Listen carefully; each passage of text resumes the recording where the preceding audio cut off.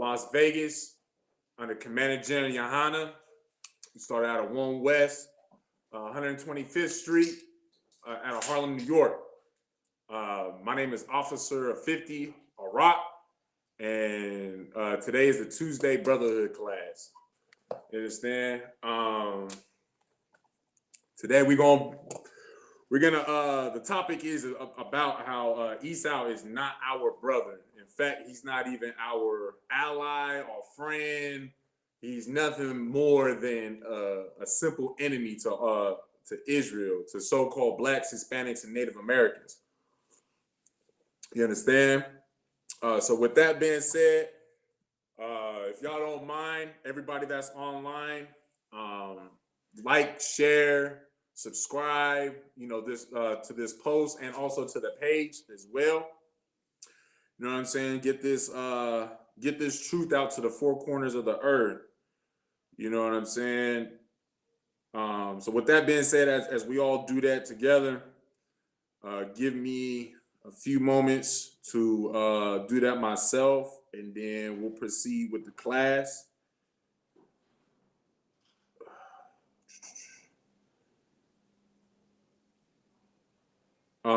With that being said as well, in the meantime, if anybody has any questions, write them in the comment section, and if I'm able to answer it myself, I'll answer it to the best of my ability. If I'm not able to answer it myself, then I'll ask a mightier man than myself to get the answer for you. And I can get it for I can answer that question the following week, or you can ask Officer Shabal on the Thursday scripture breakdown class. You understand?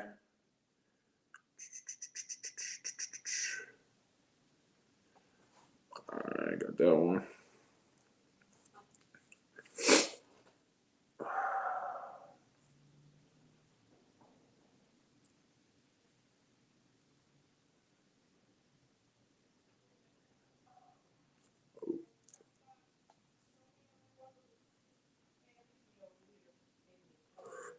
Salakia, just getting these posts put out, liking and sharing.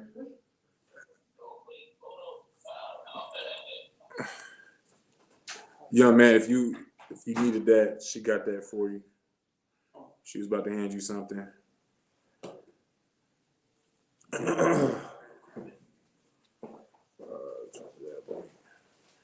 Was the Facebook sound not working? Because it didn't seem like it was. Not able to answer myself. Right, there we go. That's working.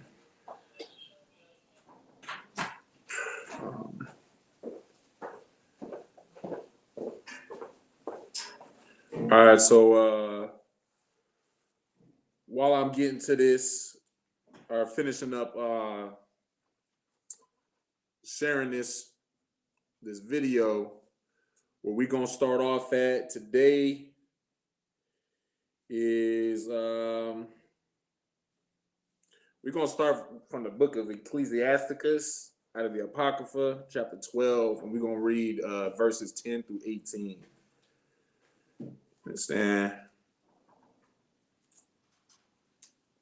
So go ahead and get that ready. I'm almost done with sharing.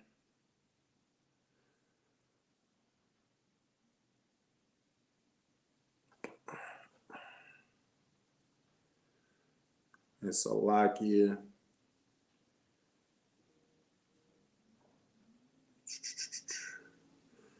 Let me know when you got it.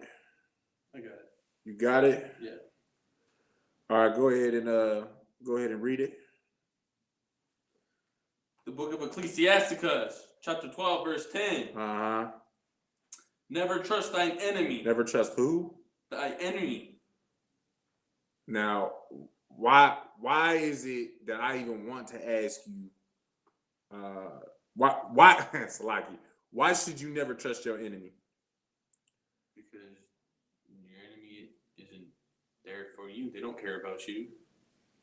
Nah, you're right. Okay, go ahead and read on.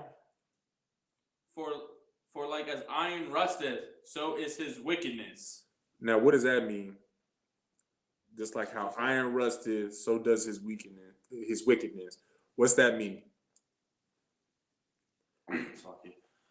That just like how iron rusts over time,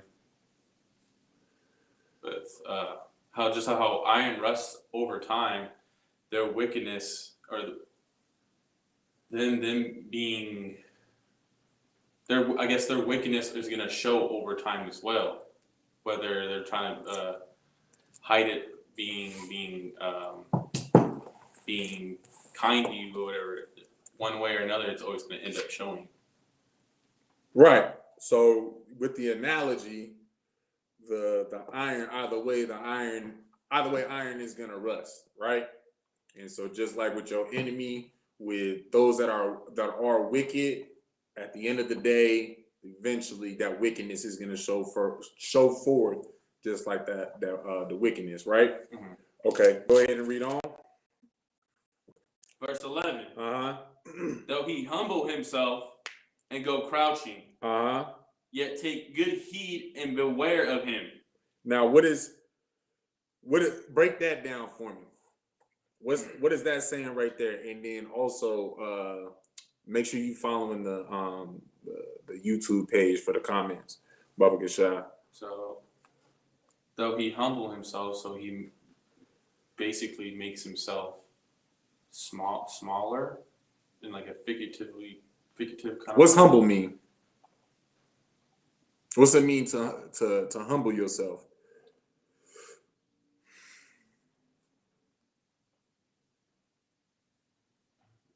basically, I guess, like What you think you should do? There you go. We're gonna look that up. Let's get the definition of what humble is. Now, right here with that verse, though he humble himself and go crouching, yet take good heed and beware of him. Right there, that's already basically setting the tone that, he's doing something crafty, right? You got the definition? Go ahead. Humble, having or showing a modest or low estimate of one's own importance. Read that one more time. Having or showing a modest or low estimate of one's own importance. So though he might make himself seem not that important, might make himself, lesser than you, and he humbles himself to you. So then that way, you basically, he just another dude. He a good dude. He do a little, little this, little that. Read on from there. From though he humble himself and go crouching. And now, what's that? What is the analogy with crouching? Is he literally sitting there crouching? No, he's just making himself lower. Smaller. So what is that? Like, explain that to me. Like, I'm a stupid Christian right now. I think I know the Bible, but I need you to break that down for me. How would you break that down for me? So I guess basically he makes himself smaller so that he doesn't seem like a threat kind of thing. Someone that you're not really having to worry about, that I guess. Yeah. Okay, so he's already making himself smaller by humbling. You're not necessarily wrong, but there's something more specific I'm looking for as far as an answer. You know what? It might help you if we read the rest of it. Salakia. Go ahead and keep reading. Yet take good heed and beware of him. Now, what's that mean? Take good heed and beware of him. What does that mean? So basically, what's it mean to take heed? Isn't that to listen? You sure? I'm gonna look it up. Yeah, let's be sure.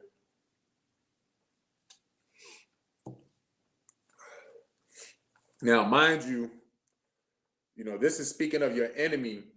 This verse is speaking of your enemy. Although that our main focus right now is to go over, Esau being our enemy, being everything, anything besides being a brother, basically. Because if you ain't a brother, you ain't,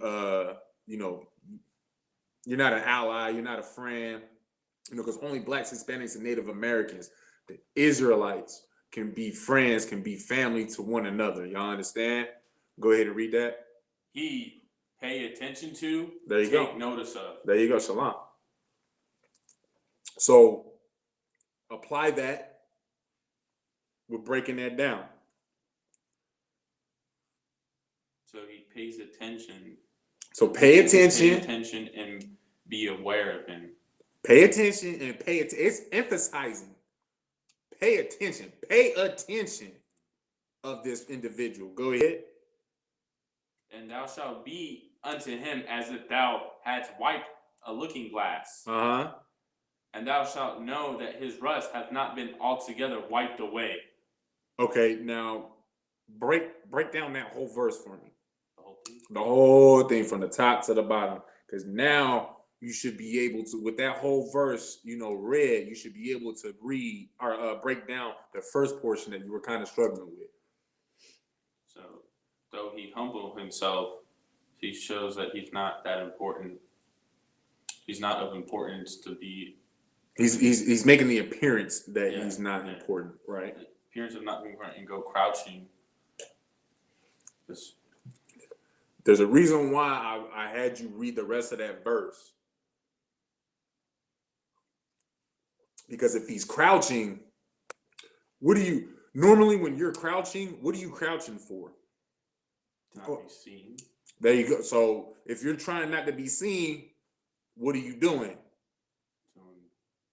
Something evil, perhaps. Doing sneaky with something. You being sneaky. See, now you getting there like you right around the corner, but what are you doing? If you being sneaky and trying not to be seen, what are you doing?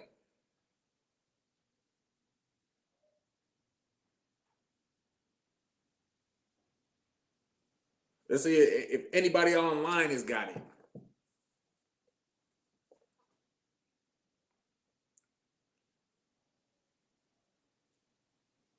feel like I really know this. You should know this because it's one word. You're gonna feel goofy as hell when I tell you what it is. If you are being sneaky and trying not to be seen, what are you doing?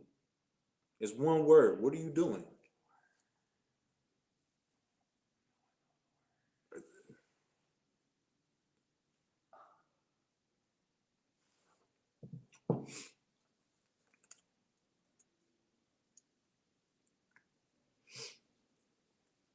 And the thing is we actually went over these same scriptures with Officer Shabal last week on Thursday. I already had these breakdowns. He kind of stole I ain't gonna say steal, but he beat me to the punch with bringing these scriptures out. But obviously it's a good thing that I'm still bringing it out because you need additional teaching on it, we'll say. I can't think of the actual word I'm trying to use.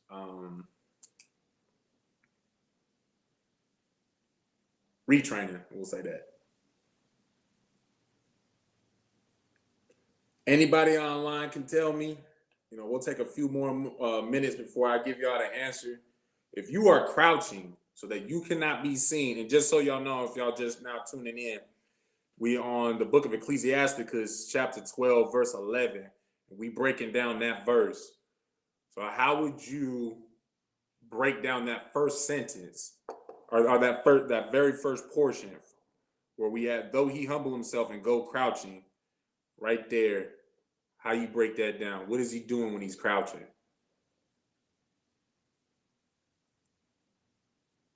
Yeah, man. He's trying not to be seen. Like I can't even give you a hint after that. If you're not trying to be seen, what are you doing?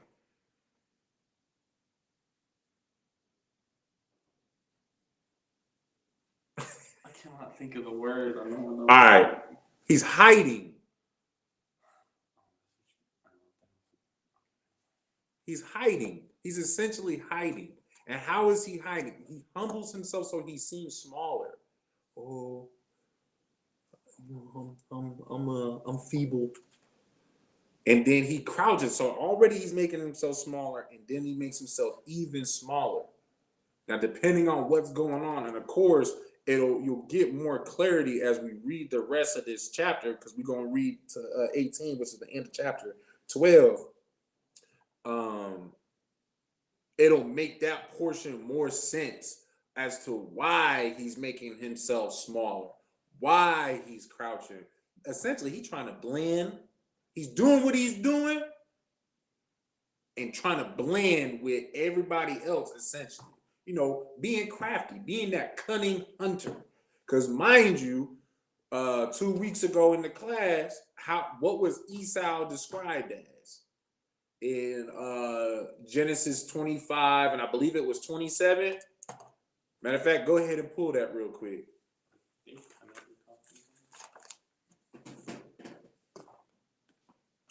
Yeah, book of Genesis 20, chapter 25, verse 27. Read that real quick.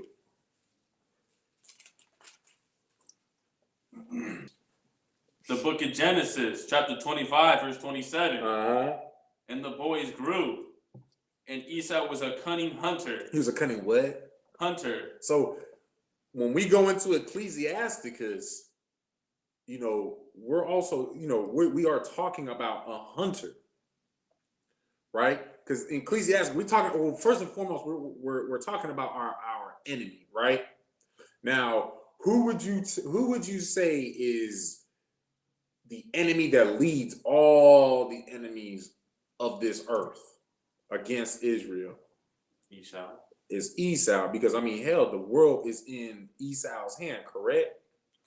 So, and he's bringing a confederacy of all the other nations together to, basically keep their foot on Israel's neck, or the so-called blacks, Hispanics, and Native Americans, correct? So that in itself is letting you know that Esau is teaching all the other nations how to be crafty just like him. But who's going to do it the best? They are. Who's they? Esau. Esau's going to do it the best. Esau is the most cunningest hunter in the field, period, right? He's a serpent. He was a serpent in the garden. That's a breakdown for another time, and Lord willing, we'll actually be able to get to that breakdown. But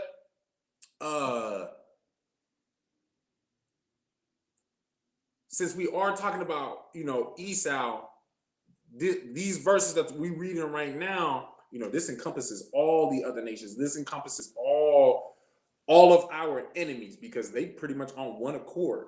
They under the same confederacy to oppress us, to come against us, so that we can be forgotten as a nation and forgotten as a people, right?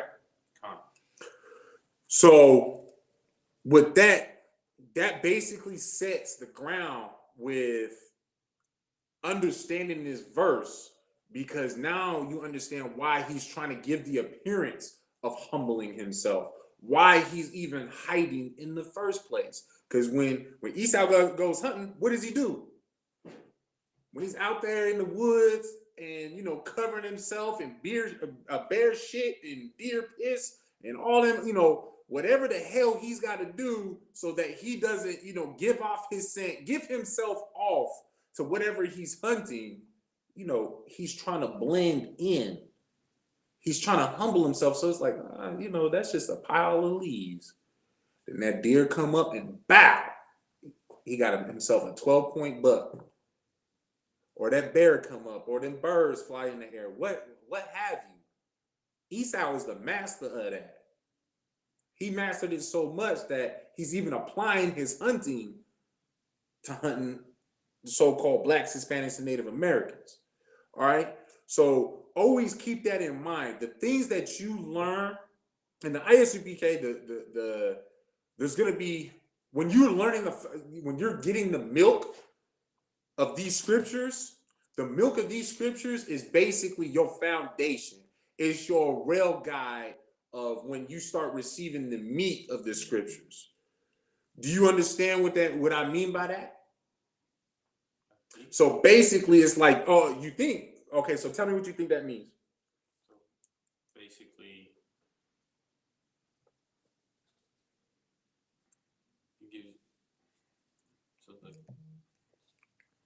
I understand it in my head. Okay. No sweat. So basically, it's like this. As you start learning the little milk things, okay, you know who Esau is, you know who Israel is, you'll learn who Moab is, this, that, and the other. That's little milk things. Then you'll start to learn the attributes of that nation, right? Continues to be, the milk. Now, anytime that the scriptures might talk indirectly about, just basically just say enemies, right? And then go into what they're doing. Because you have that milk, you have that rail guide that, the ISUPK teaches you, you cannot deter off from, oh, I think it's this one. You have the milk, you have the foundation, you have the rail guide to be able to refer back to, okay, I learned the attributes of this, this individual. Now off the rip, I know that this, I know who this is talking about. I know who this is referring to. Like more in specific, anytime that, because a lot of Christians like to try to talk about how, Christ came for everybody and whatnot, right? But you already started learning that, the Bible was written by whom? Who wrote the Bible? Priests and prophets of the Lord. You're right, but give me the nation. Oh, Israelites. And who is it written for? Israelites. So anytime that so if I were to say that for anyone shall believe in his name shall have everlasting life, who is anyone referring to? Israelites. Is it referring to Esau as well? No. Is it referring to the Africans? No. So you see what I'm saying? You get that little, that ground pavement basis, what have you, and you understand. You take them attributes, you take this understanding, and because the Bible does not contradict. So one understanding of the Israelites, you can apply that to every single other, or one understanding of when the Most High is talking to the Israelites. You know that every time in the Bible that the Most High is talking to the Israel, or is talking to a nation, who's he talking to? What is your question? Every time that so off the basis that we know that you said that the Bible is written by and for only the Israelites, right? Okay, so anytime that the Most High is speaking to somebody in the scriptures, Salakia, whether it's New Testament or Old Testament, who is he? Well, he doesn't. Never mind. Who is he speaking to? Israelites. Does he speak to anybody else? Wow. How do you know that? How do you prove that? Because it says in the Bible that God is the God of Israel. And can you give me more than that? And pretty sure it says he doesn't, I don't know where, but pretty sure it says he doesn't deal with any other nations at all. Okay, real quick, and then we'll get back on topic. So lock you all for sidebarring a little bit. Go to the book of Psalms, chapter 147, verse 19.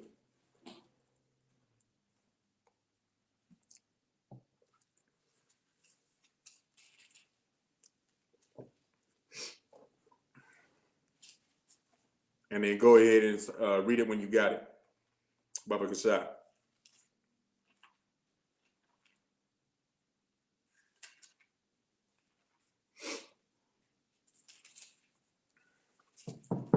I'm going to get there with you as well.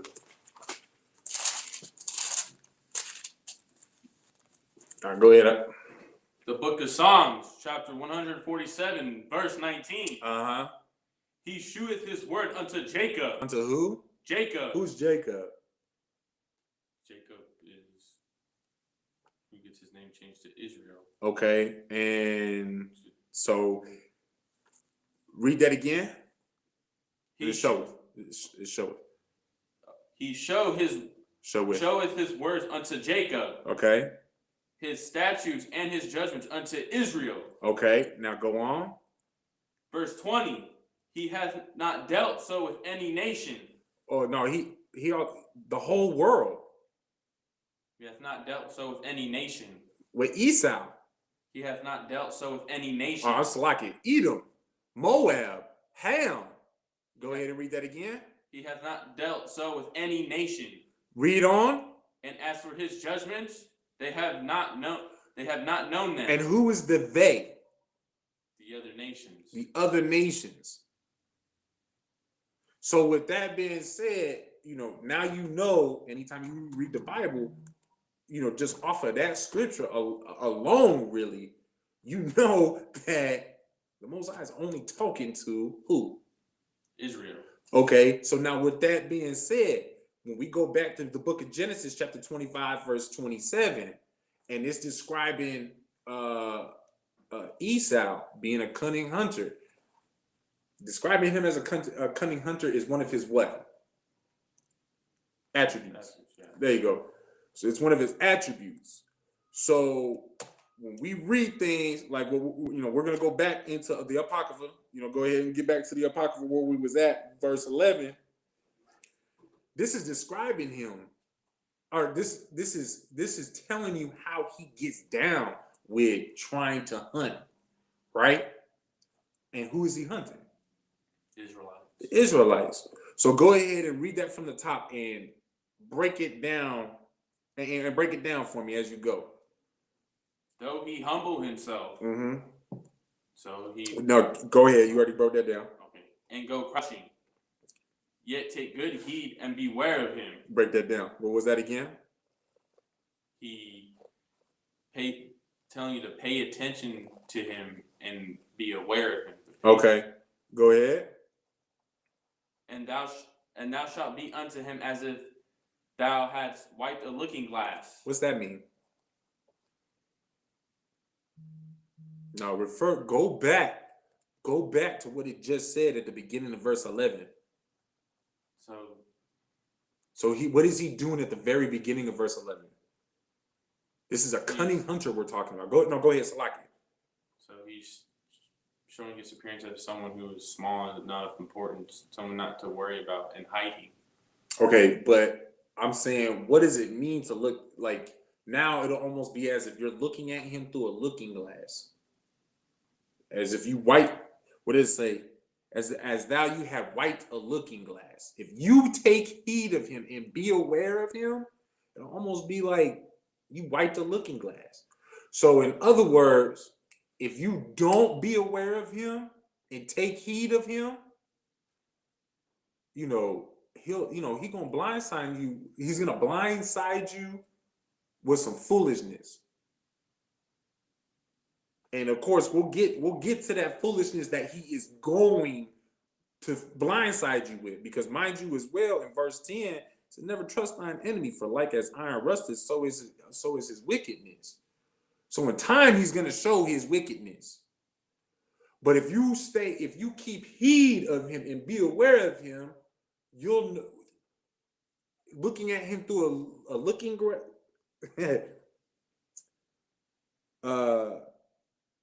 looking at him as if you're looking through a looking glass, well, like you'll always just know that, like, bro, I know what you're doing. You might be acting cool right now. He or she, you might be acting cool right now. But at the end of the day, I know what you're doing. I know what you're trying to get into. Essentially, you're trying to beguile me. You trying to have a little one-up on me. You working on something. You being crafty with something. Right? Do you understand that? Okay, now read the rest of that verse, Baba Kasha. And thou shalt know that his rust hath not been altogether wiped away. So it's basically saying that when you take heed of him and be aware of him, it'll almost as if that, that looking glass is wiped away, and you're gonna be transparent. You're gonna know, because you Israel, it is what it is. You follow the law, statutes, commandments, and it's as simple as that. No, there's no left, there's no right. It's just as simple as that. He knows that you ain't gonna eat pork. He knows you ain't gonna do this. He knows that you ain't gonna do that.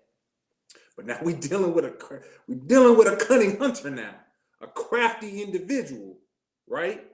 So with that being said, even though that he knows that you ain't gonna do that, what you think he gonna try and do?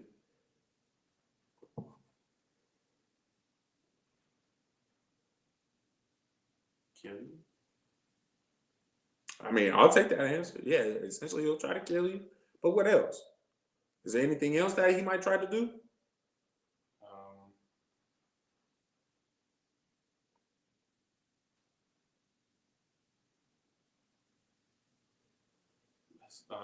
Try to set up your job, your money and your income.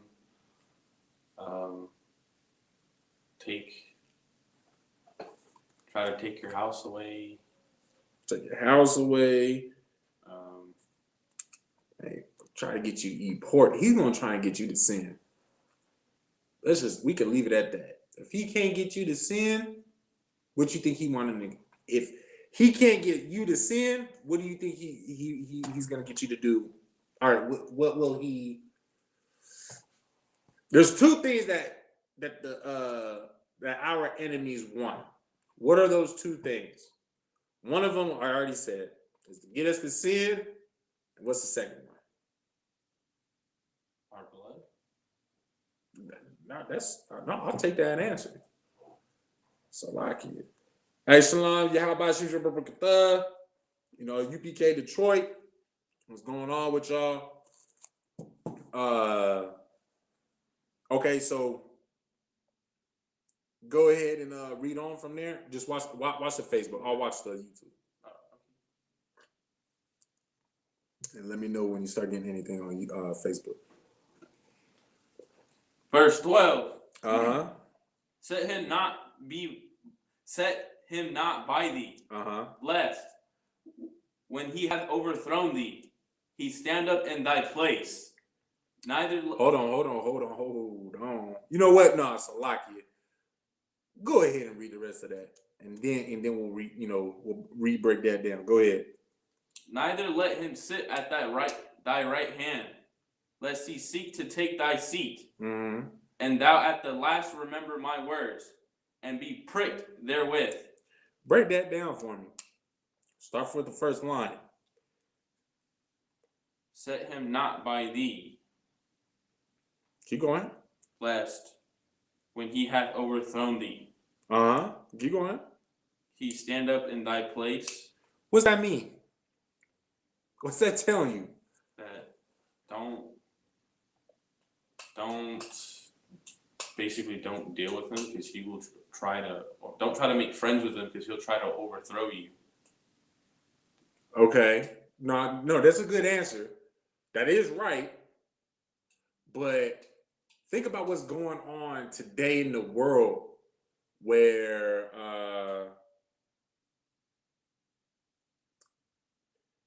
think of it in the sense of what's everybody fighting for right now?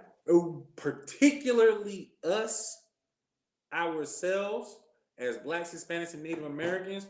What are we fighting for right now here in America? That we've been fighting for since we got released from slavery. Racism, equality. What's that second one? Equality. Now read that from the top. Set him not by thee, lest when he hath overthrown thee, he stand up in thy place. So is that not talking about basically equality? Because if I set something by me, where's it at? It's next to you. Yeah. Right? We side by side. And indeed, when you side by side and in a line, and yeah, we'll leave it at that. In a line, it's basically they equal, right?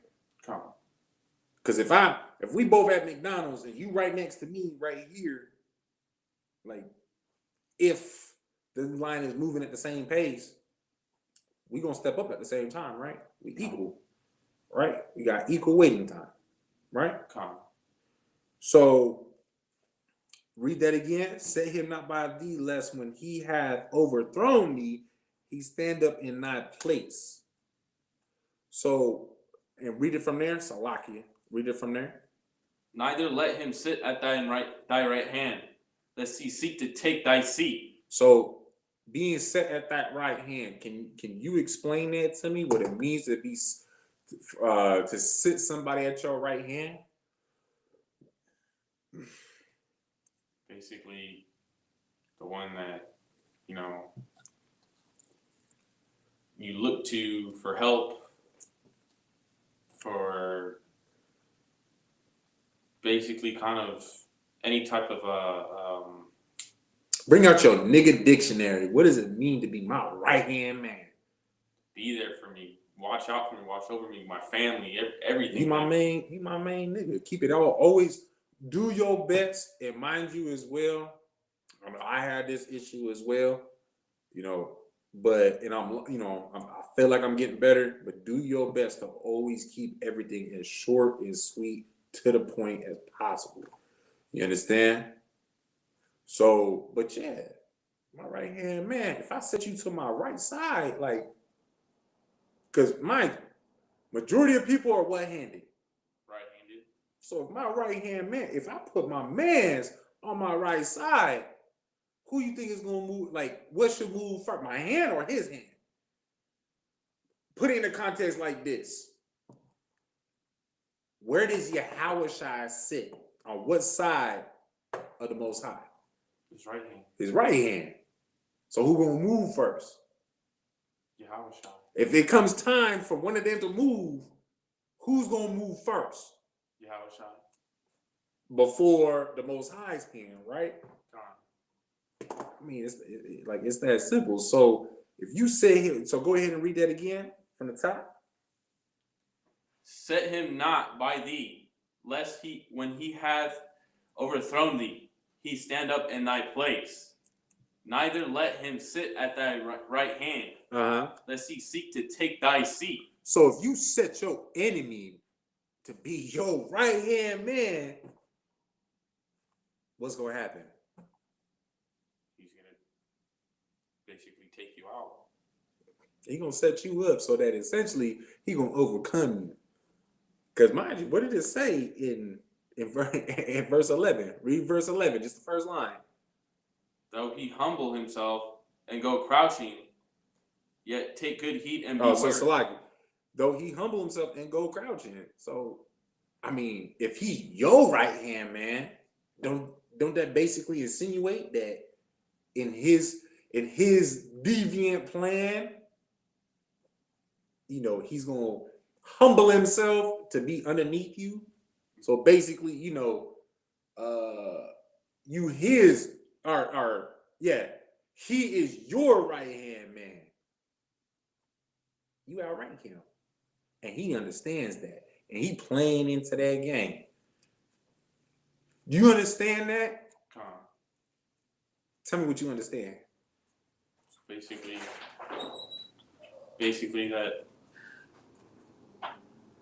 if you hold a more important stature than him, he basically he's gonna act like your friend, do whatever it takes to be right underneath you until that it's time to strike and take you out.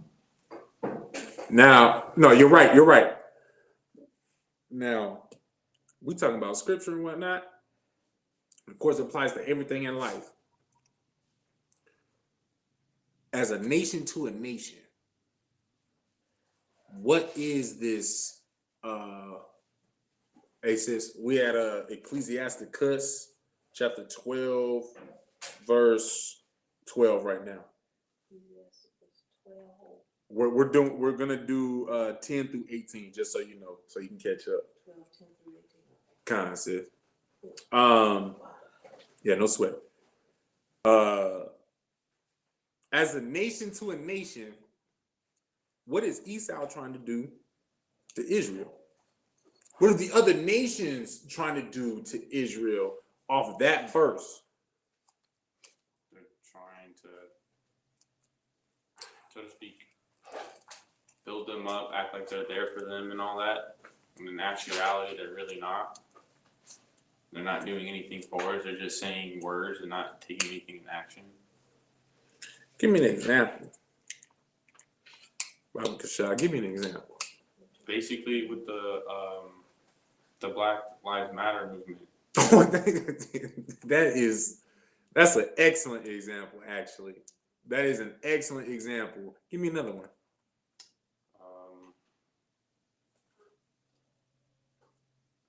How's when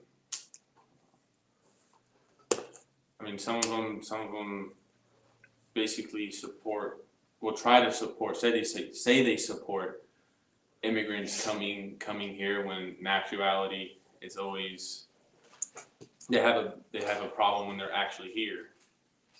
Instead of them, if that makes sense. I don't know how it makes sense. Wait, so I can say that one more time? A lot of them like try to support immigration from, like, you know, people crossing the border when they're here illegally. But then some of them, but once they're here, they basically don't. They try to get rid of them.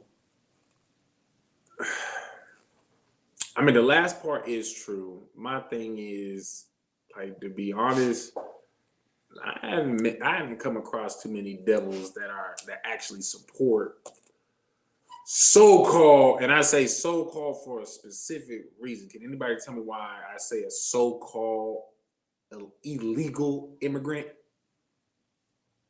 Why would, and we're also, who are you talking about with the immigration that they have an issue with? Hispanics. Kind of. Why do I say so-called illegal? Go ahead, sis. Because this is their land. Get us their hand. It's that simple. It's their land. It's their land. So why? But they illegal. But to go back on what you said, though, that's not quite it. I need more. What is, just so you know, yes, all right, Most High Christ. What,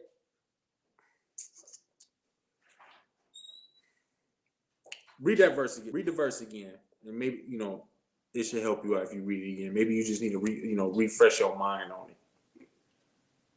Set him not by thee, lest when he hath overthrown thee, he stand up in thy place. Mm-hmm. Neither let him sit at thy right hand, lest he seek to take thy seat. Okay. Now, nation to nation. Now, of course, as of right now, we don't have the seat.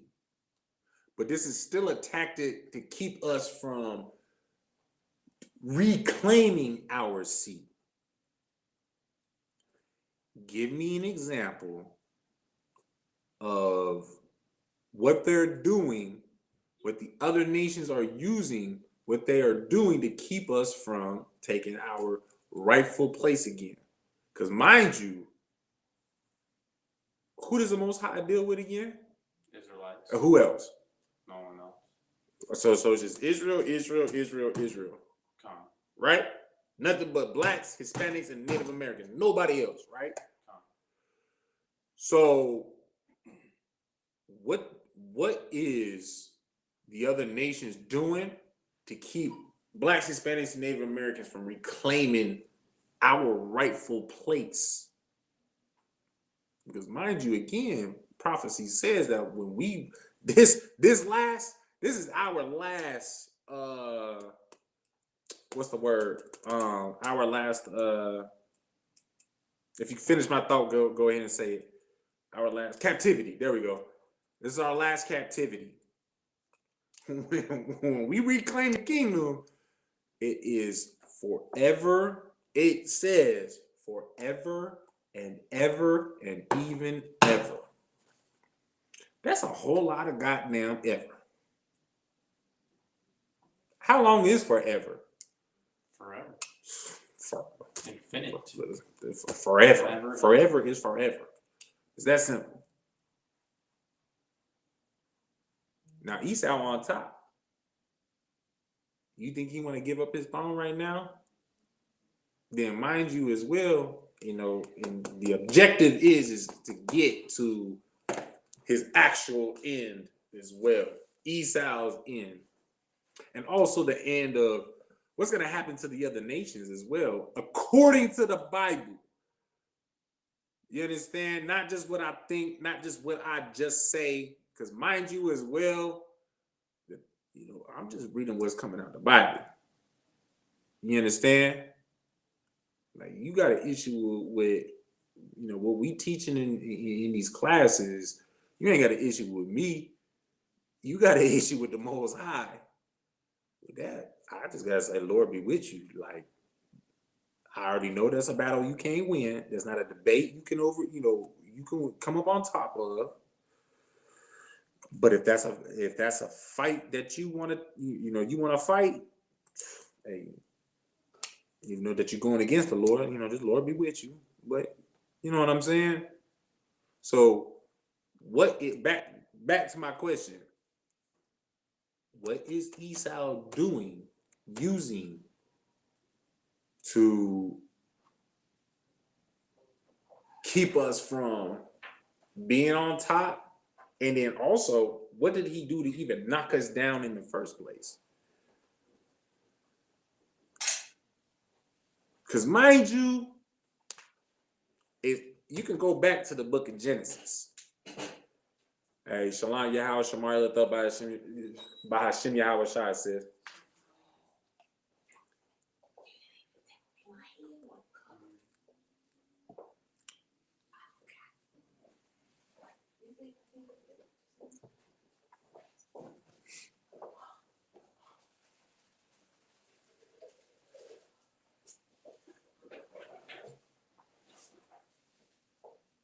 All right. I'm gonna ask one more time since we got the sisters in the room, just to see if they can answer it. Check on Facebook for me real quick if anybody's got an answer. If anybody on Facebook got an answer? Wow. All right, go ahead and read that verse again, and I'm gonna re-ask my question. Go ahead when you're ready. Ecclesiasticus, chapter 12, verse 12. Set him not by thee, lest when he hath overthrown thee, he stand up in thy place. Neither let him sit at thy right hand, lest he seek to take thy seat. And thou at the last remember my words, and be pricked therewith. Can either of you sisters help? Can y'all break? Do y'all? Salaki. So my question is what way is the nation of Edom playing this game where he's trying to equate himself to Israel so that Israel doesn't retake his placement, or even if, to be more specific, according to the verse, if you are at work or school, what have you, how does Esau, your enemies, how do they, what is one way that they set you up to take your place? Go ahead, sis. Well, they befriend you, first of all. Okay. They always try to be friendly and buddy with you. Usually it's like to find out like your motives, especially like at work. Mm-hmm. For example, like if you want a promotion and they, figure out you want that promotion, it's almost always that person that you confided in that ends up taking that from you. Okay. That's a good answer. Sis, do you want to give it a shot? Can you re-ask that question for me? How does nation to nation, how does Edom, Salaki, that's what I gave you on there. Basically what I'm asking is how does the other nations Read it again, young man. Salaki. Read it again. Set him not by thee, lest when he hath overthrown thee, he stand up in thy place. Mm-hmm. Neither let him sit at thy right hand, lest he seek to take thy seat. And thou at the last remember my words, and be pricked therewith. How does Esau, how does Edom, or what, even the other nations, because this is speaking about enemies. What is one way that they, what is one way that they go about to overtake our seat, essentially? Because off the rip, and I'll throw this in as well, off the rip, they already know and recognize that you are above them, right? Everybody understand that, right? So you want to give a shot, sis? So, I think the greatest way that they do that is through Christianity.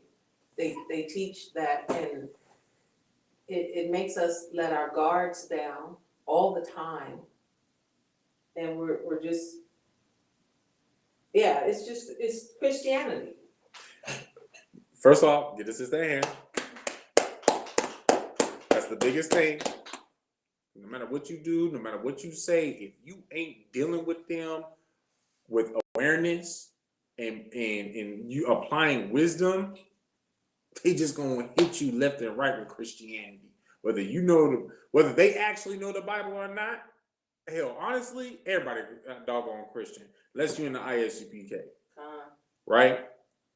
So they just gonna hit you with Christianity left and right, which essentially, what does Christianity boil down to? Can anybody tell me? 2 words I'm looking for. And it's also 2 words that describes the nation that we talking about. The main nation that we talking about today. Can anybody tell me? It's 2 words.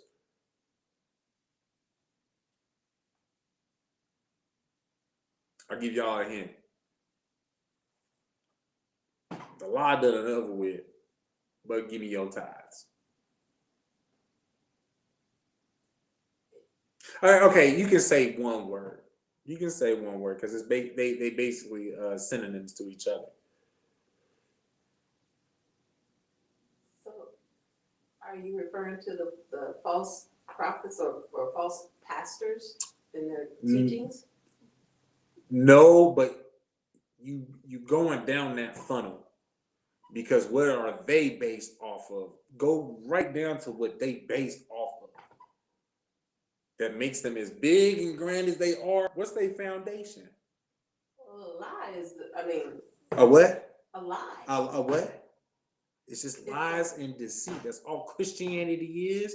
And that's what Esau is. That's all it is.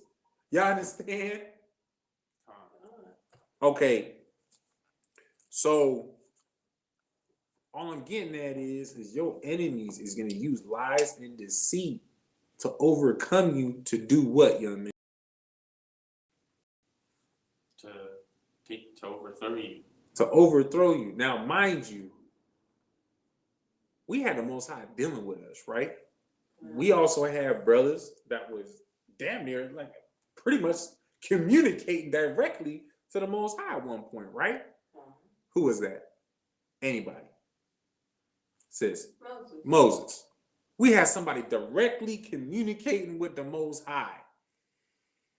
And yet still, we decided to listen to the other nations what? The other nations what? Lies. I didn't call on you, but go ahead. Lies and deceit. So they lies and deceit, which in turn does what?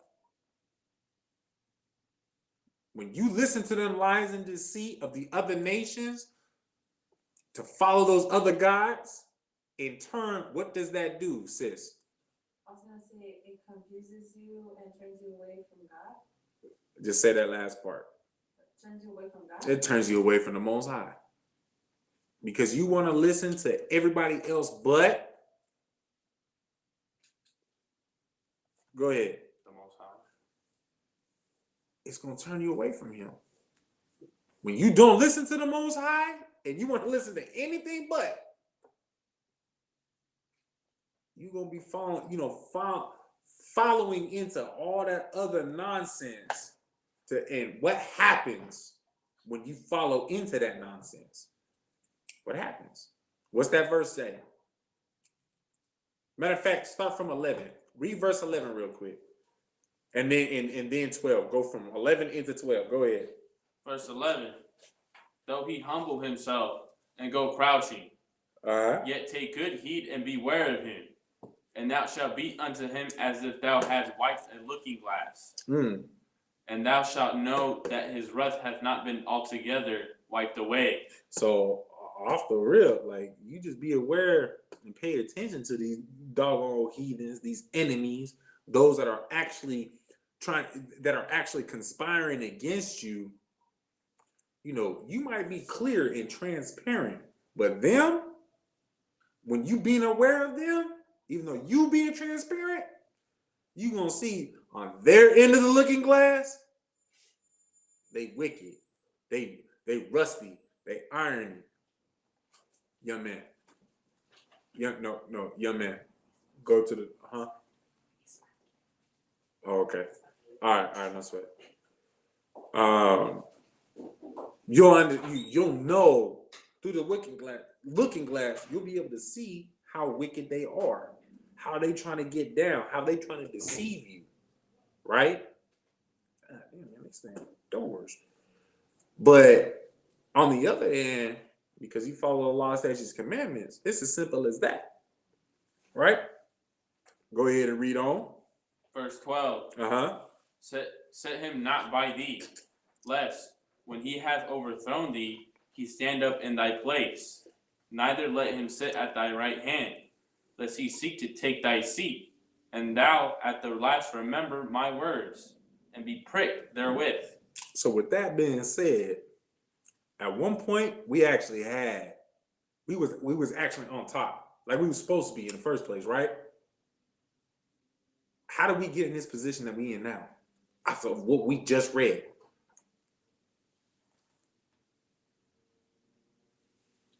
Sis. Listening to other nations. Young man. Yeah. Listening to other nations, Christianity, following with their country. It's simple, isn't it? It's a simple answer, isn't it? I mean, because we want to befriend and make our right hand man, our real nigga, our ride or die nigga, your enemy is your ride or die nigga. Your enemy is on your right hand side. I mean, if you think about it, can you really sympathize for somebody who ends up getting, chopped off? Can you really sympathize with somebody for having their downfall because you decide to befriend the wrong one? Now, that's just being simple-minded with that question. That was a rhetorical question. But that's something that you do need to consider when you are affiliating yourself with the wrong people in the first place. When you trying to befriend and be buddy-buddy with those that are against you. You understand what I'm saying? So, I mean, yeah, if they against you, but they want to play like they friends with you, what is that telling you just off the rip? What's that saying off the rip? Read verse 11 again. Verse 11. Though he humble himself and go crouching. Okay, right there. What's he trying to do right there off the rip? Your enemy. What is he trying to do? Sis, go ahead. Trying to sneak in. And I mean, like a snake, when a snake gets ready to strike you, he coils up like that. He crouches down so he can have that spring action. And that's what your enemy is doomed too. Exactly. And this applies to all your enemies, every single one of them. Every single one of them. All the other nations, and you know what? I pray that those that are in love with our oppressors, that are in love with our enemies, that are Israel, I pray that they wake up from their, keeping it straight up, their stupidity. I pray that they wake up from that and realize what the hell is actually going on. But until then, what are they considered? Sis? Heathens. Huh? They're heathens. Well, we treat them like heathens, but they're asleep. They're Israelites that are asleep. You're right, but let's stay on context. Go ahead, sis. You're right. Go ahead, young man. They should be our enemies. Your enemy. They still your enemy. Because if you try to get anything on and going, and you say, "Hey yo, hey man, we gonna have that revolution tonight. Like, let's get this on and popping. We gonna Nat Turner tonight. That's what we doing tonight. We gonna act like a bunch of Nat Turners." Mm-hmm. And you say that to what's his name off of Django? Steven, right? It's Steven, the house nigga. What you think the house nigga gonna do? Raise your hand, sis. He gonna tell Massa. He gonna tell Massa. So at the time that you were supposed to, we're gonna say when the moon is at the top of the sky and it's at its brightest, we're gonna go in there and we're gonna slit all their throats. And we're gonna get the hell up out of here. But then you told Steven, you told that coon ass nigga, top of the sky, okay, I got until then. What you think he gonna do? He got plenty of time after sundown to say something. So by the time that you try to sneak in there, if Massa is even kind enough, you might get on the porch. You might get into the house. He might let you build so much hope to the point where you go in there and you stabbing empty beds. And then you realize there's just nothing but feathers in the air, and you turn around and now you dead in that bed. Don't even make it out that room. Don't make it out that house. Don't make it off that land. Because that nigga is against you. And you got to be mindful of that as well. I'm just saying. Be mindful of that. It's important to get this milk, to understand who you are, who we all are, but also be able to differentiate who your brother to your left and your right, who they actually about. You understand? Let's go ahead and read on though. Salaki. Go to 13. Okay. Verse 13. Who will pity your charmer that is bitten with the serpent, or any such as come nigh wild beasts? Didn't I just ask y'all rhetorically how can you get mad at somebody that affiliates with their enemy and then gets chopped off? Didn't I just ask y'all that? Like literally? Because I mean, just reading the verses before that, I mean, how can you? If you go against these scriptures, you asking to get chopped off. You asking to be on the bottom. You asking to be lesser than everybody else, to be killed on these streets. For your babies just to be taken away just because Esau needs some alligator bait. Y'all understand what I'm saying? Go ahead and read on. Verse 14. Uh-huh. So one that goeth to a sinner and is defiled with him in his sins, who will pity? Read that, Salaki. Yeah, from the top, 14. So one that goeth to a sinner and is defiled with him in his sins, who will pity? Make it real quick. What's that saying? It says, No one's gonna feel bad for you. who gonna feel bad? I mean, ain't that basically re-emphasizing what I just said? In 14, re-emphasizing 12 and 13, where it's just like nigga, you set yourself up for this shit. So lucky for my language, but you set yourself up. You want to go over there and play with snakes, and you get bit. What am I supposed to? Oh no! Let me give this up. Let me do this. Let me do. Like, nigga, why the hell you playing with snakes? What the hell wrong with you? Now, mind you as well, I got you, sis.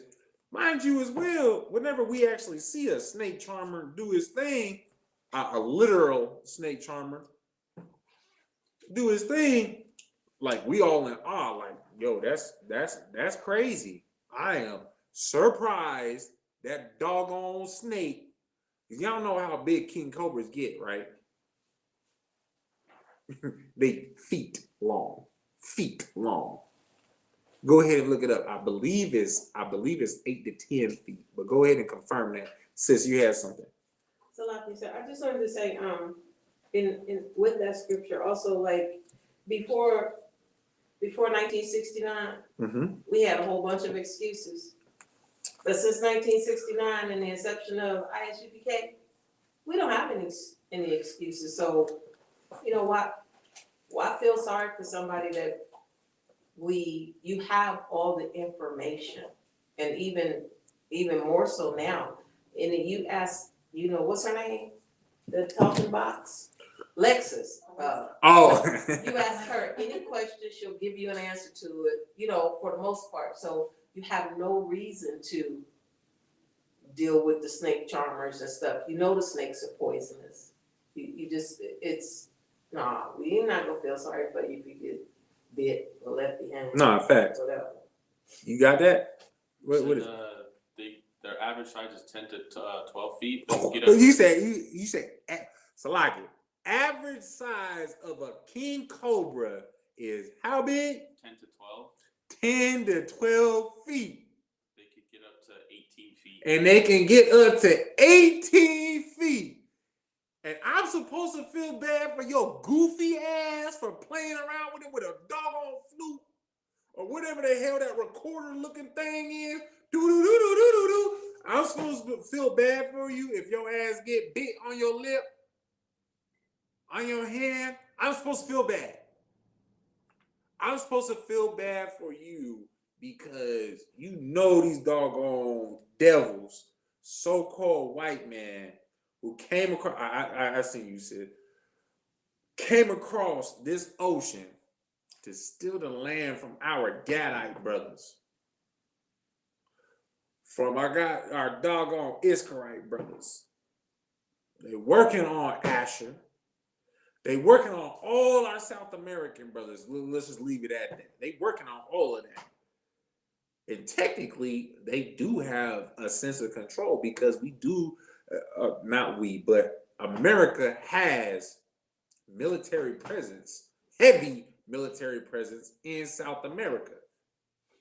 And I'm supposed to feel bad for you because you got bit, you got cut for dealing with somebody that when you just simply open a book and you read what the hell these doggone people have been doing to us for the last, and we ain't gonna go to deep to history. Find out about what happened to your people directly. How you got to Brazil, how you got to Mexico, or not Mexico, but no, Salaki. How you got to Mexico? Because that was still on slave ships. You still came here on ships. So to Brazil, to Mexico, to North America, what have you, North and South America, and you want to befriend the people who came over here, say, hey man, let's be friends. And this is in their own history books. Hey man, let's be friends. And then they give you blankets with smallpox. They give you gonorrhea because on the way over here, you know, them Europeans, I don't know if y'all knew this, I'll get a little bit graphic, but the Europeans like to have sex with sheep because supposedly sheep have the closest vagina to humans. Supposedly. And that's also where we got gonorrhea from. Look it up. I encourage y'all to look it up. That's where we got gonorrhea from. That's where the Native Americans got gonorrhea from. Because some nasty ass European came over and started raping our women. And now we had gonorrhea in our doggone nation, on our land. But mind you as well, they came over here and stole that land. And I'm supposed to be friends and forget everything that happened to my people and befriending people that did those atrocities to mine. Think about that. Think about how stupid you actually look and sound by saying, oh, the white boy ain't bad. These other people, you know, anybody that is not Black, Hispanic, and Native American, they ain't that bad. When they got your goofy ass worshiping they God, there's absolutely nothing for you except for, can anybody finish my thought? Sis. Turn you away from the little guy. You're right. You are 100% right, but that's not the answer I'm looking for. Put you further under their boot. You damn near digging up. You digging your own hole for your face to go into as they put their foot or knee on the back of your neck to keep you under them. When you try to worship their gods, you try to do, you know, be like them and try to include them with yourself. Equate them. Put them on your right hand side. We equals. Let's go ahead and read on. Verse 15. For a while he will abide with thee, but if thou begin to fall, he will not tarry. Who could break that down for me? You got something you got to look up. Most High in Christ. There you go. Who could break that down for me? Sis, go ahead. So, and this applies to both the enemy and our friends. They roll with you as long as you're doing okay. The minute you start to fall, you know, your lights get turned off or whatever. I want you to. They won't disappear. Okay, I want you to rephrase that very beginning what you just said. You said this applies to our enemy and our what?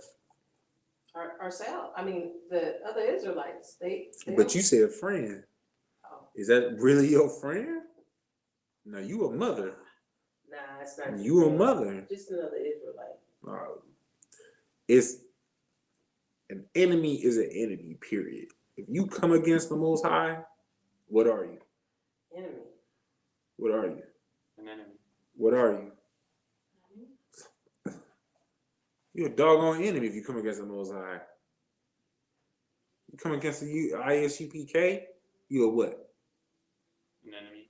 You a what, sis? An enemy. What are you, sis? You an enemy. It's that simple, isn't it? You come against this, you just a doggone enemy. Now, mind you as well, there might be some of y'all that are watching this and say, you know what, that's fucked up. That's out of line. You shouldn't view people as an enemy just off of that simplicity. We should be open-minded, right?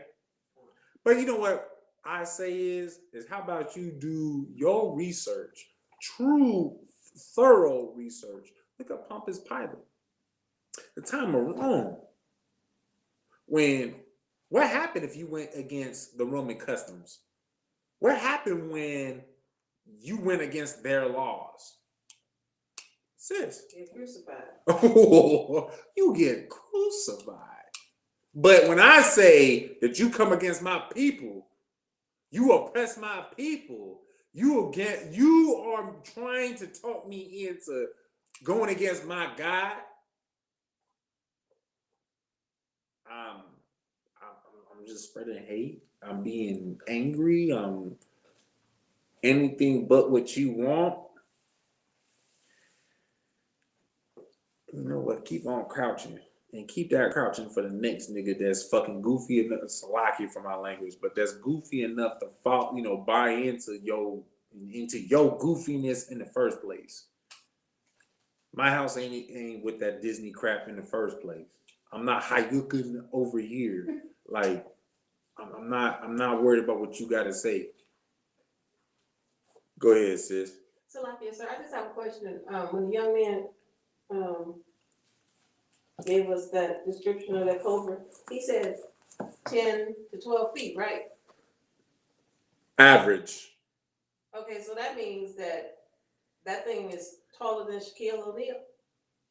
I believe Shaq he's not even 8 feet. He's 7 feet, right? He's 7'2". So you want to entertain something that's taller than Shaquille O'Neal? I think not. I was, Salaki. That was just blowing my mind when I envisioned. No sweat. All right, go ahead and read on. Verse 16. Uh-huh. An enemy speaketh sweetly with his lips, but in his heart he imagineth how to throw thee into a pit. He will weep with his eyes, but if he find opportunity, he will not be satisfied with blood. Real quick, did you break down verse 15? No. You didn't? Break that down for me real quick. So, for a while he will abide with me. What's that mean? What's it mean to abide with somebody? you'll obey. No. Or if you don't know, look it up. Go ahead, sis. I was gonna say agree. Either agree or accept you. We're gonna be sure. Go ahead, sis. It's to be together with somebody. One cord. We're gonna be assured though. We're gonna be sure. So lock it. Go abide. ahead. Uh-huh. Accept or act in accordance with a rule, decision, or recommendation. So, for a while, he will abide with thee. For a while. Oh, you don't eat pork? Oh, you know what? All right. When I'm around you, I ain't gonna eat pork. Right? But if thou begin to fall, he will not tarry. What does that mean? Tarry also means to abide. You looked it up? Are you sure? Let's be sure.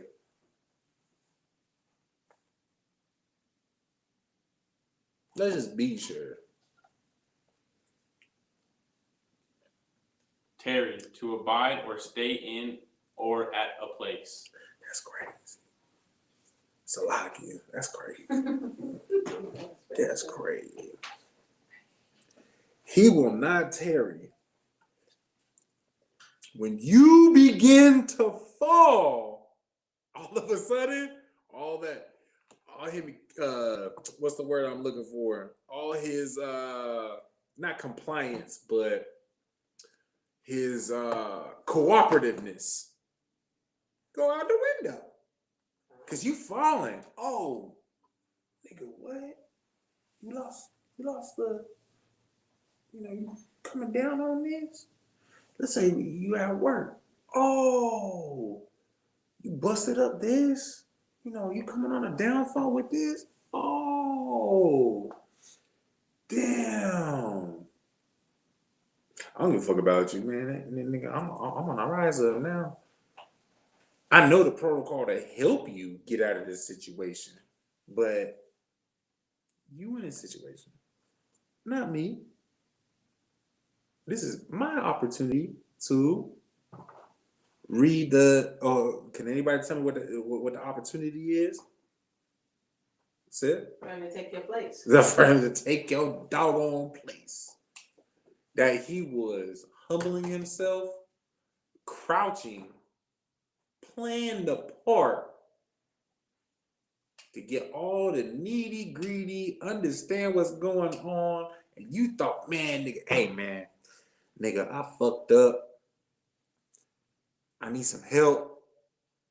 What the whoop went on? Like, man, you know a little bit more about, by the book to help me get out of this. I'm talking about work related. Like, what should I do? Oh, he's out gonna do. Maybe you should figure out. Maybe you should read the protocols and do. I don't know. Click.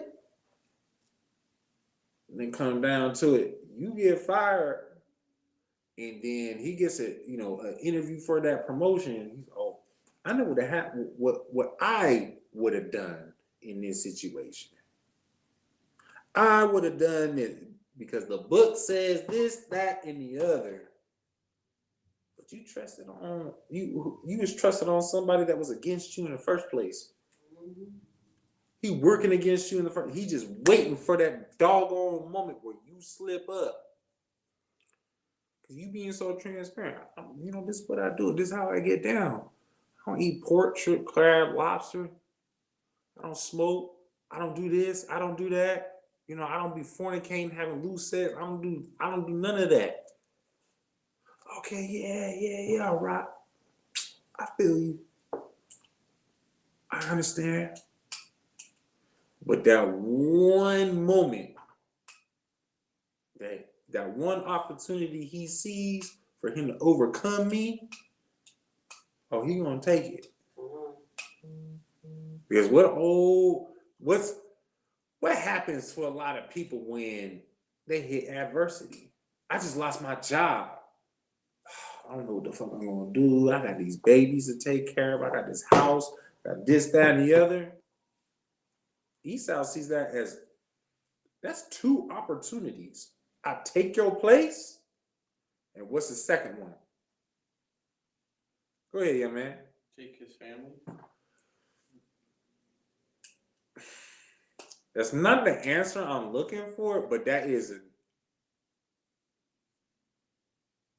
Okay. What's the third thing that he would do? Because that's a great answer. That is a great answer. Follow it with why he would want to take my family and why and how. Why? Because he doesn't want them. He wants them to be under. Short and sweet. Remember that. But go ahead. He just wants them to be under to believe his beliefs, follow his customs. So if I'm following the Most High's customs, and he wants them to follow their customs, what's short and sweet? Turn them back away from the Most High. Go ahead, sis. I was gonna say the same thing. Division. Right? So, but what's the third thing?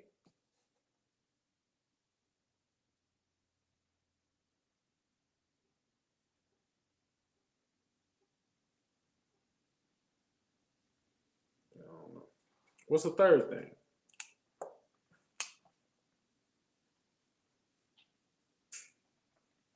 So the first thing is, go ahead, man. His, I guess his identity, his culture.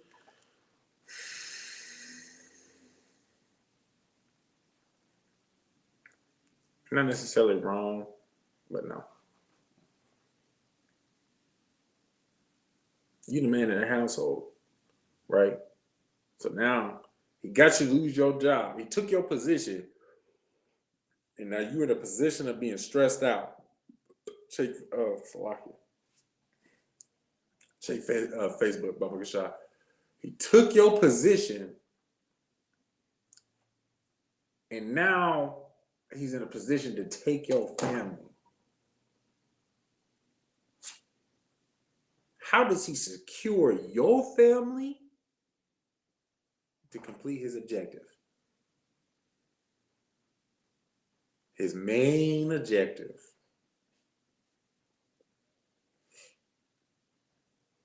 Because it's one stone to hit multiple birds. Go ahead, sis. I was gonna say the woman. No. Sis. So isn't his main objective to get you to worship his God? That's I mean, dealing with Christianity. You basically there. Like you right doggone there. Go ahead. Christianity? Y'all right there. This is the one time like Christianity. This is my hint. What does Christianity make you do? And y'all should all have the answer. All y'all hands should come up. Go ahead, sis. Sin? You sin. Because I took your spot. Now because I took your spot, you over here stressing. Now, because you stressing so much, your babies is questioning you because they mama is questioning you. And so because of all of that, that's got you in a position where you're like, man, like, nigga, who the fuck looking? It's a lot. Who looking out for me? Like, they all looking up to me, but like, I'm the one who got did over dirty because I was goofy and wanted to befriend the wrong person, right? But because if that gets far enough, now he just made you sin. Because what's going to happen? What happens to a lot of brothers? They lose their job. They feel like they can't provide for their families. Go ahead, sis. What happens to a lot of brothers? Oh, so they start, I say start selling weed and stuff like that. No, no, exactly. Now you starting this, slang drugs. Now drug, that's basically witchcraft. You start slanging it. What else? I'm stressed out. Go ahead. You start smoking. Yeah, you doing it? Maybe you drinking more than you supposed to be doing. What is that third thing? What's the third thing? You sum all that up. That gives you the third thing. What's the third thing? Go ahead, sis. You sin. Now you sinning. What's the house gonna do? What's the house gonna do? Go ahead. Sin as well. It's sin as well. You fuck that one brother up.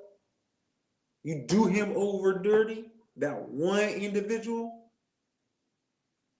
got a good job, able to provide for everything, this, that, and the other. Then he get done over dirty.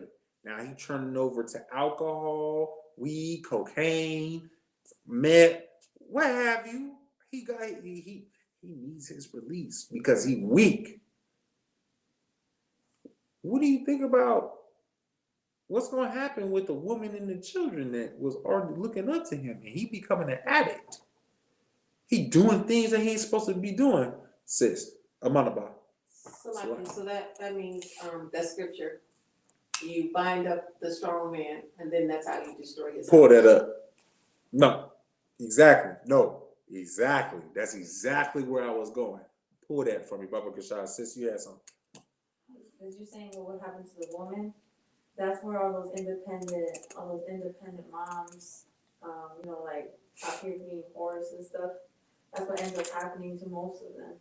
Because then, if they start to prosper, and let's say that person gets a job and starts doing everything, and the husband that like fell into whatever, instead of like helping him up, she basically like just kind of leaves him, and she's that independent. I can't depend on you no more. So I need to make my own living. So now I'm gonna make an OnlyFans. Right? That's what you said, right? Right. Now I'm gonna do OnlyFans. I'm gonna go do porn. I mean, that don't mean if it's you doing porn. OnlyFans porn, Instagram porn, Snapchat porn.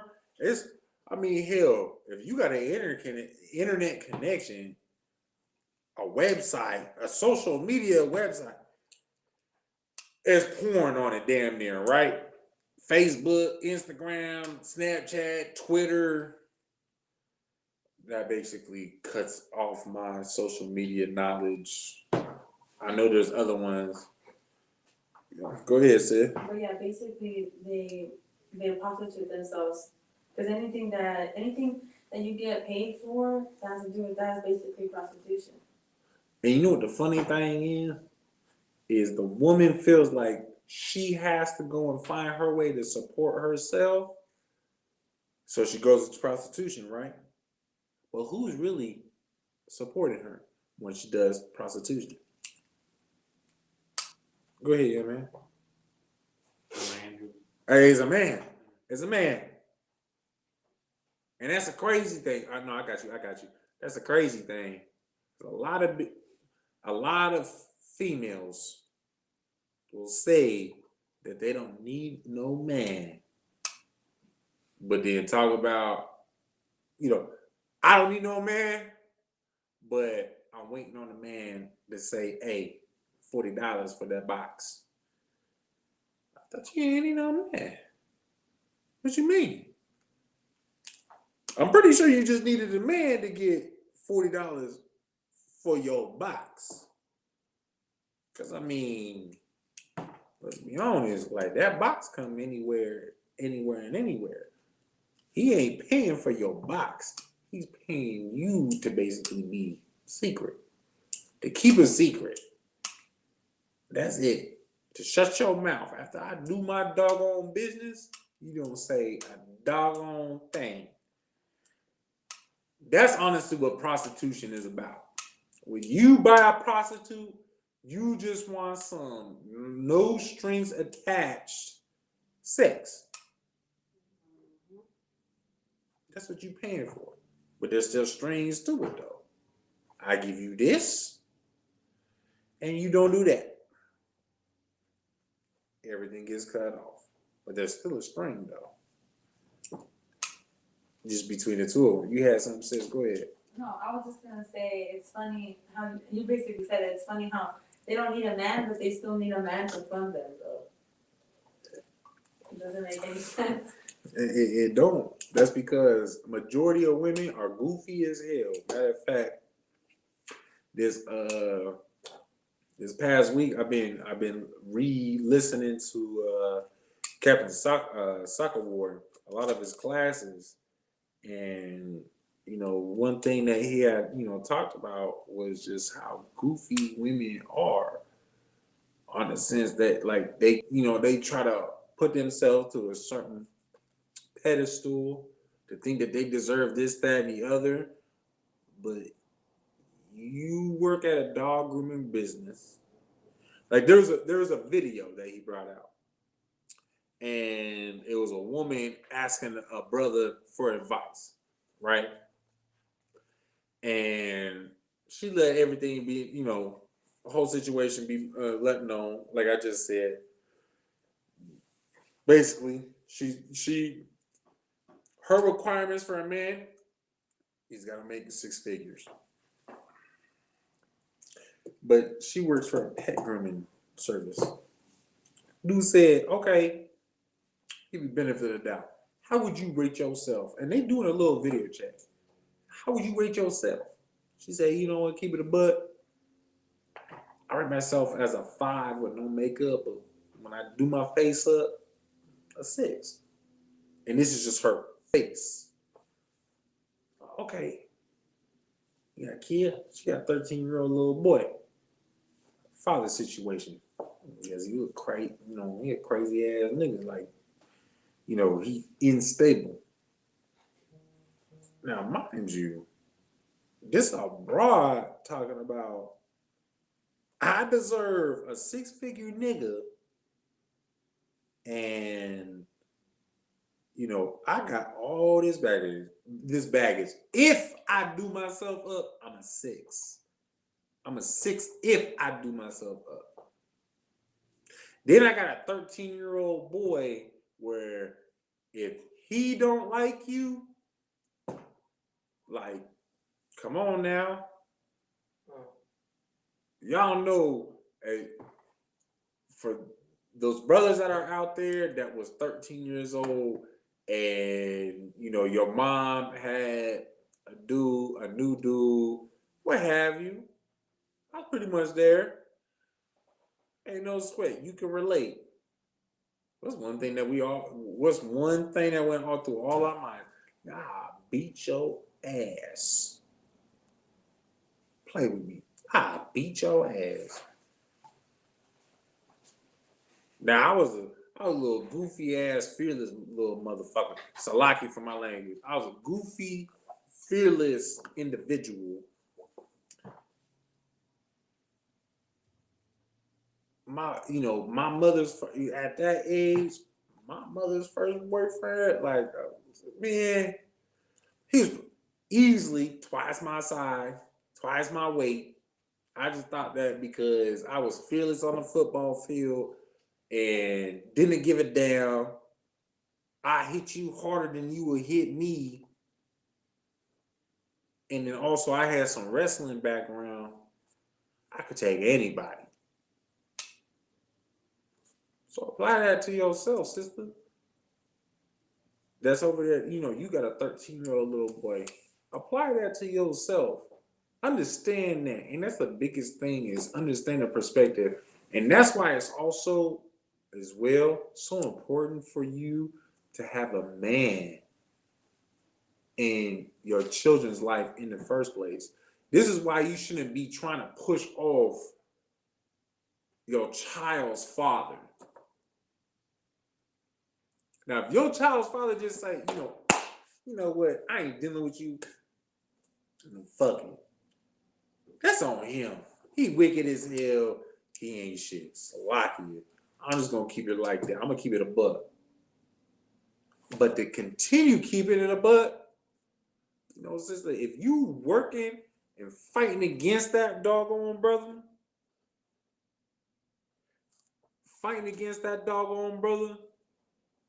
for him to see his child have any interaction with his child, like you creating something in itself, something that you ain't ready to handle in itself. Shalom, how about you from Qatar, out there in California? Most High in Christ, that you tuned in to this web stream, Salaki. But y'all know what I'm saying? Like, it's not necessarily a double-edged sword where you missing one and you set yourself up for failure either way of the sword. Because I do want to say this just real quick before we continue. I've never heard of a stripper that was on a pole because she had mommy issues. I've never heard of a slut because she had mommy issues. I've never heard of a whore because her mommy wasn't there. I've never heard of that. I just want to throw that in real quick. You know what I'm saying? Go ahead, sis. I was gonna say, what's funny is that as women that, blame like on daddy issues, half the time you learn that from your mom. Say that again. Say that again. Hey, speak up. Okay. Just in case I ain't hear that. Okay. Go ahead and say that one more again. What I said is half the time the women that blame on daddy issues, it was their mother who taught them that in the first place. How do they teach them that? By being whores around them. Ain't that crazy? Ain't that crazy? The simple, small actions that you think that you taking just because, I'm young and fucking dumb. Oh, my child just understand that At least I got them toys. I got them this. I got them that. They ate every day, this, that, and the other. I had a roof over their head. What you just teach them? What you just teach them? You got to do what you got to do to provide. Don't matter what it is. Now, isn't it crazy? Just a quick perspective. I'm going to say this last thing, then we're going to move on. Isn't it crazy why homosexuality is rapid? Isn't it crazy why being a whore is rapid? Because you got to do what the hell you got to do so that you can get by. Sex sells. Simple as that. Go ahead, young man. Verse 17. Uh-huh. If adversity come upon thee, thou shalt find him there first. And though he pretend to help thee, yet shall he undermine thee. So, with that being said, can't we go back to verse 11? Reverse the first line of verse 11 again. Though he humble himself and go crouching. Though he humble himself and go crouching. Though he makes himself small in stature and then goes crouching so that he is he's low in stature, but then he blends in with the environment. Crouching with the environment. Behind a tree, behind a bush, laying with some leaves. I broke my doggone pen. So lock it. He doing his thing to hide. Read that again. Go ahead. If adversity come upon thee. So if something is going against you, go ahead. Thou shalt find him there first. Who you gonna find first? Yo, if you can go straight to the doggone verse, like dinner on me.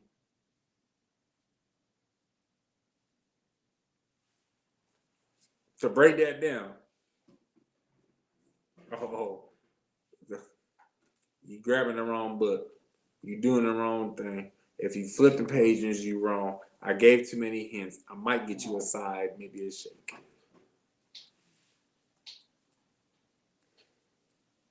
Go ahead, say it. So like, what was the question? You gotta read the verse again.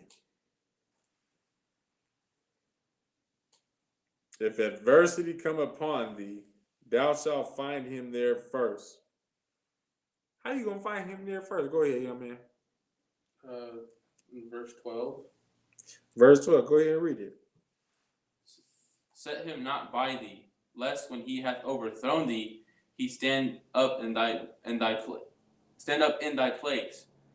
Neither let him sit at thy right hand, lest he seek to take thy seat.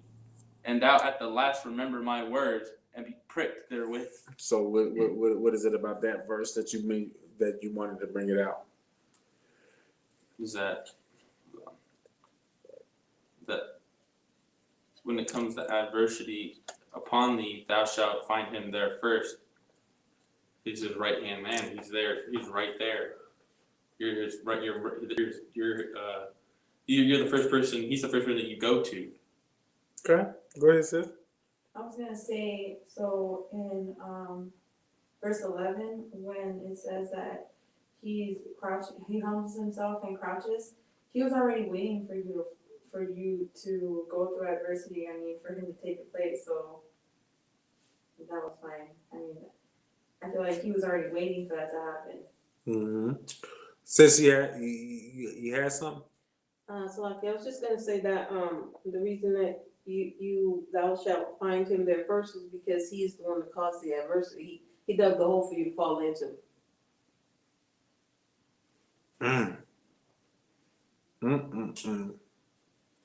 You're not wrong. I want you to know that. But what Sister Shemaiah just brought out is spot on. It's spot on. Because though he humble himself and go crouching, what is he crouching for? What's he crouching for? Now, mind you, line upon line, precept upon precept, right? That's what we're supposed to be doing. What's he crouching for in the first place? Come on now. That's an open question. Now nobody know. Yeah. Okay. If you can give me the answer, I'll buy you a full meal. Where them hands at? There you Go ahead, sis. So why is he crouching, right? Yeah, I mean, what's he crouching for? In pertaining to the last verse. He's basically butting in. It's crazy what she bringing out, ain't it? Sis, go ahead. He's crouching. He knows you are going to fall. He does the pit, so he is crouching to be ready. So he can, do the springboard thing. Jumps, take your place as soon as you step in the pit. That he already does. Jack goes Louise or whatever the hell that thing Pop is. goes Louise. Pop, whatever. That's basically what it is. You play the little game long enough. Pop goes Weasel.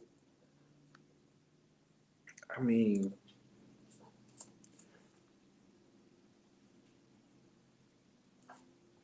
okay. Check Facebook real quick, Bubba Shot. Okay, I got you, little mama. That being said, we got anything on there? Nothing at all? No. All right, go ahead and hit the next verse. Verse 18. Uh-huh. He will shake his head and clap his hands and whisper much and change his countenance. What's that mean?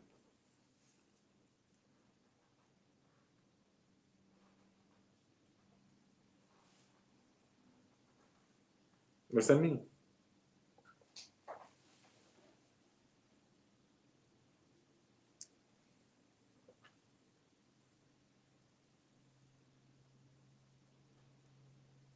Y'all need help? I mean, did we forget about we didn't even go that far. Like, we didn't even read that many verses. What y'all need help with? Go ahead, sis. He's celebrating your downfall in the clapping of his hands and shaking of his head and whispering to the other people. What's the whisper of? What is the whisper? That's Salaki. It says Salaki. Go ahead and finish what you were saying. That basically that's it. Just he's celebrating your downfall. So, what's the whispering of? Him whispering much. What is that? Go ahead. I'm talking about you. Talking about you. Okay. How? You know what I mean? To do more things against you, to bring you down even lower. You're on the right track, sis. Well, what I meant by talking about you is like, basically telling others about like your downfall, like just like gossiping about you. Can you give me an example of today? Say like gossiping? I don't know. Sis? So the crafty counsel Mm-hmm. is the whispering. They taking crafty counsel against you. Okay. I just can't remember the verse, but yeah. No, you too wild. See me one more time. Little. Very little. Like right here.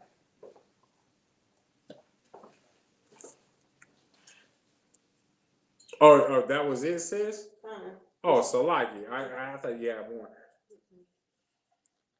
Okay. Who do you think is a prime example of that? Go ahead, young man. Joe Biden. Joe Biden. Why would you say Joe Biden? Because Of do you understand what was just said in that verse? Wait, hold on.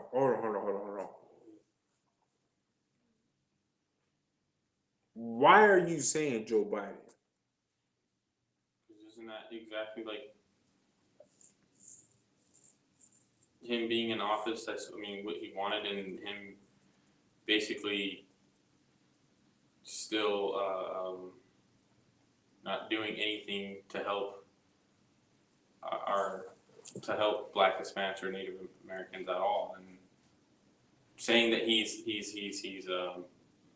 gonna do all these great things, but is doing the complete opposite.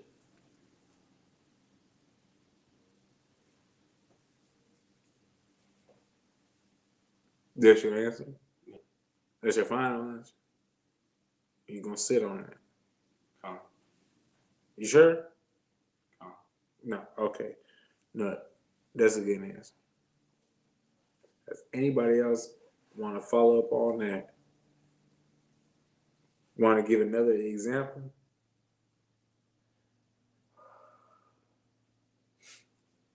If adversity come upon thee, thou shalt find him there first. Who can explain that to me?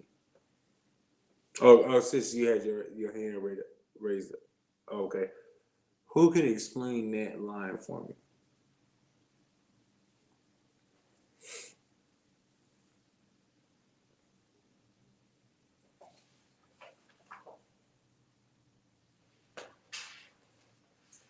Nobody? If adversity come upon thee, what is adversity? Say Hard times. hard times. Anything that is opposing. All right. Thou shalt find him there first. Who we gonna find there first? Yeah, man. Esau, Is it gonna be just Esau? other nations. See, His enemy. your enemy. You're always gonna find your enemy there first. Period. Because we just went over, sometimes, and that's the worst of the worst. Your enemy is gonna be who? Say, Your right hand. yes, but more specific. What was the question again? It says,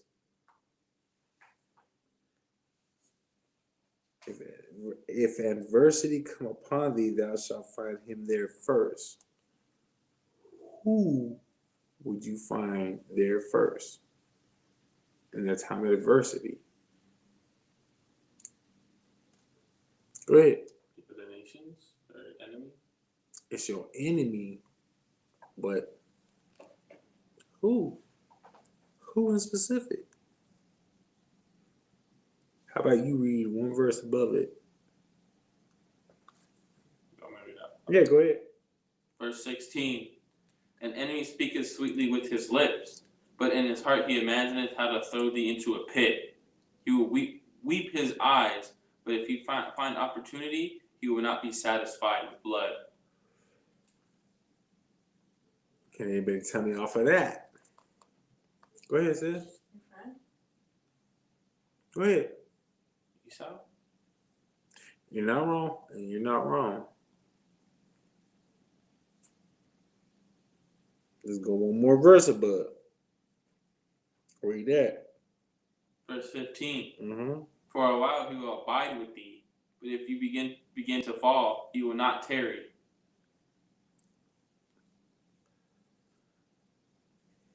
Should we even go?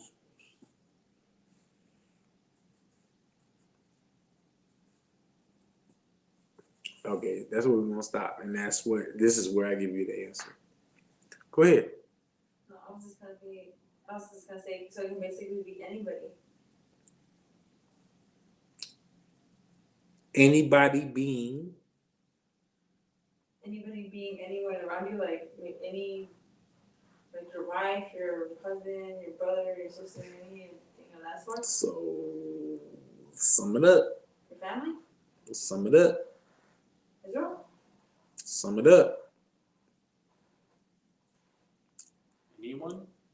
I don't know. What is the question? The question is, if adversity come about, Salaki, if adversity come upon thee, thou shalt find him there first, right? We're on verse 17, correct? And though he pretend to help thee, he shall undermine thee. We already went over this already. And in fact, this started with the very beginning of class. It's the subject of this class. Who is that person?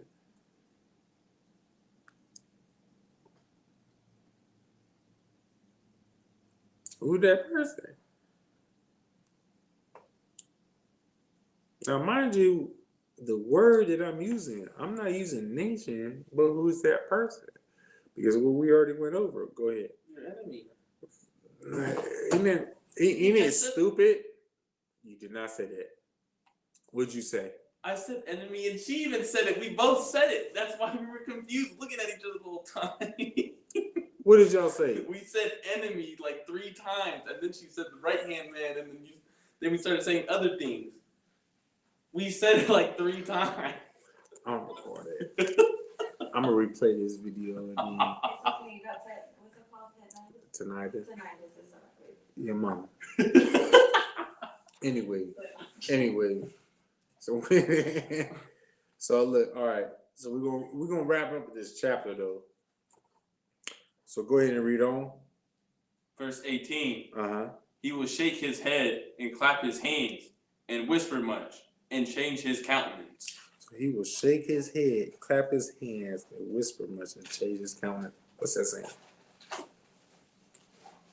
What's all that saying right there? Go ahead, Sid. He's gonna celebrate your downfall. He's gonna change the way that he is with you after that. Yes, he will change. In what context is he changing? He ain't gonna be buddy with you no more after that. Oh, okay. So he will undermine. What's like it? He will shake his head. What does it mean to shake his head? What does that mean? Go ahead, sis. Well, you know when you're looking down on somebody, because when you're shaking your head, Okay. you're looking down on someone. All right. Now, and clap his hands. Go ahead, man. Basically celebrating your downfall. Okay. So celebrating it and whisper much. What's that whispering? Go ahead. The crafty counsel. Going for further to bring you down even more. Essentially. And change his countenance. What's that mean? Well, that's basically to change his facial expression. No. What does it mean to change your countenance? Change like the way that you are, like your face, expression, like Your demeanor. Change your demeanor. Right? So how do you sum up verse 18? Young man, because you broke down the majority of it. How do you break down verse 18? What are you doing? What are they doing? They're taking celebration in your fall, your downfall, and essentially figuring out more ways to to bring you down even more while changing how they are towards you. Changing how they are towards you from what? From being a friend to showing that they're your enemy. And what's your reference from there? Verse 10. Verse, go ahead and read it. Never trust thine enemy, for like as iron rusteth, so is his wickedness. That's a good precept. Sister, you had some? You was up first. Yeah. No, you. I was just gonna say that basically they're switching up on you. They switching up on you, sis. I was actually gonna go to verse 10. It's just that the truth of who they are is coming out, which means their wickedness is coming out. So I was going to verse 10, like the young man did. I mean, no, exactly. Because read verse 10. Never trust thine enemy, for like as iron rusteth, so is his wickedness. And his wickedness is when your downfall is he's shaking his head, clapping his hands, celebrating. Matter of fact, celebrating so much. Does anybody know about that doggone Valentine's card? The LAP, I believe it's the LAPD. There's a police department that came out with a Valentine's Day card. Since you had your hand up first, Yeah, the one what it say? You take my breath away from George Floyd. George Floyd, you take my breath away with George because of George Floyd with his face on. I want you to think about that, Israel. So-called Black, Hispanic, and Native American man. And with that, this is the ISUPK Las Vegas. Be sure to like, share, and subscribe. Like our page, Las Vegas, ISUPK Las Vegas. That's our Facebook. Make sure you like that. Our YouTube is ISUPK_Nevada. Make sure you like, share, and subscribe to that. And with that, Yahweh by Hashem, Yahweh Shai Barakatham to all the brothers, Yahweh Shamar Ilathah by Hashem Yahushai to all the sisters. And with that, class dismissed.